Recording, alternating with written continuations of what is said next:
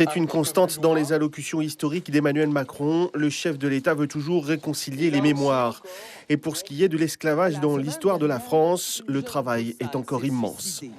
Ces combats jalonnent notre histoire.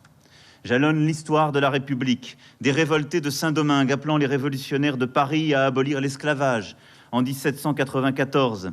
À Cyril Bicêtre, le Martiniquais, luttant pour l'émancipation sous la monarchie de Juillet aux côtés de Lamartine et de Schœlcher.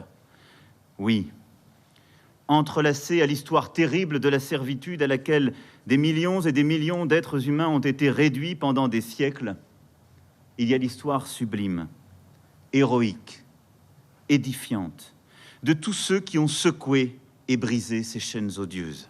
La Fondation pour la mémoire de l'esclavage sera donc installée d'ici la fin de l'année, soutenue par Christiane Taubira elle-même.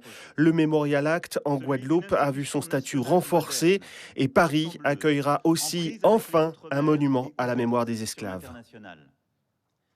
Ce monument sera situé au cœur de la géographie de cette histoire.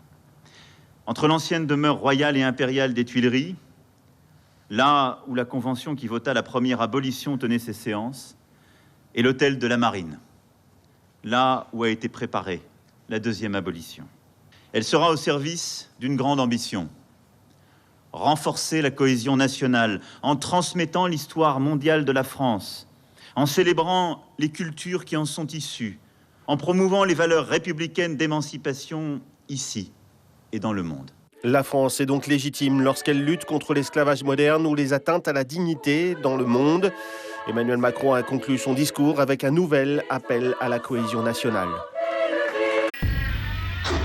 Suivez l'info sur Guyana Première, télé, radio et Internet.